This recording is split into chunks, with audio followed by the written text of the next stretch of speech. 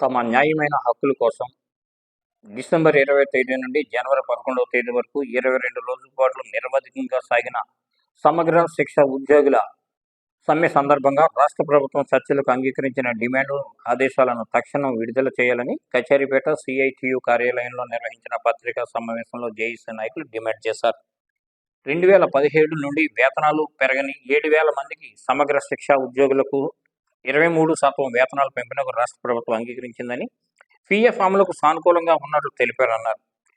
ఈ సమ్మకాలంలో ప్రభుత్వం మాతో 2 దఫాలు చర్చలు జరపడం జరిగింది. రెండోసారి మా రాష్ట్ర జేఏసీ వారితో విద్యాశాఖ మంత్రి వారు జరిపిన చర్చలు సఫలం అవడం వల్ల మేము 10వ తారీఖు నుంచి 11వ తారీఖు నుంచి సమ్మెని విరమించడం జరిగిందండి.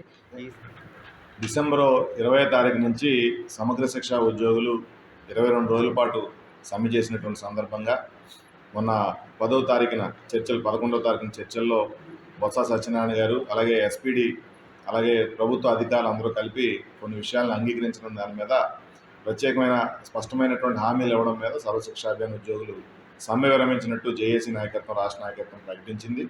వాటి వివరాలని మీకు అందజేయడం కోసమే ప్రెస్ మీట్ ద్వారా మీకు తెలియజేస్తాము.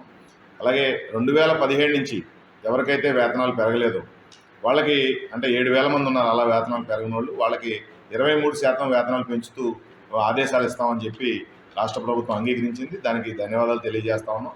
అలాగే హెచ్ఆర్ పాలసీ అమలు చేయడానికి, అలాగే ఎస్ఎస్సి అధికారులతోని, అలాగే ఫైనాన్షియల్ డిపార్ట్మెంట్తోని మేము కమిటీ వేసి అమలుకు సంబంధించి ఎలా అమలు చేయాలి, విధి విధానాలు రూపొందించే ప్రయత్నం చేస్తామని కూడా తెలియజేశారు.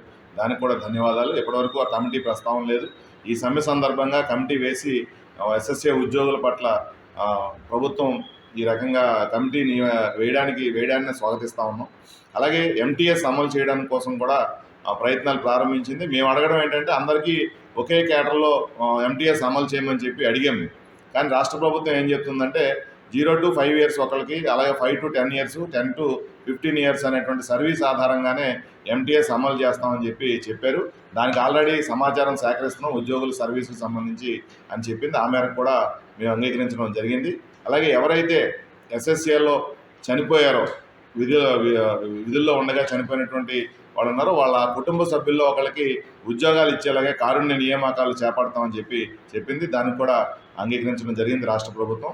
అలాగే ఈ రెగ్యులర్ ఉద్యోగాలు, అంటే విద్యాశాఖలో రెగ్యులర్ ఉద్యోగాలు తీసేటప్పుడు మొదటి ప్రాధాన్యత ఎస్ఎస్ఏలో పనిచేసిన కాంట్రాక్ట్ అవుట్సోర్సింగ్ ఉద్యోగులకి కల్పిస్తామని చెప్పారు, వెయిటేజీ కల్పిస్తామని చెప్పారు. దాన్ని మేము స్వాగతిస్తా ఉన్నాం.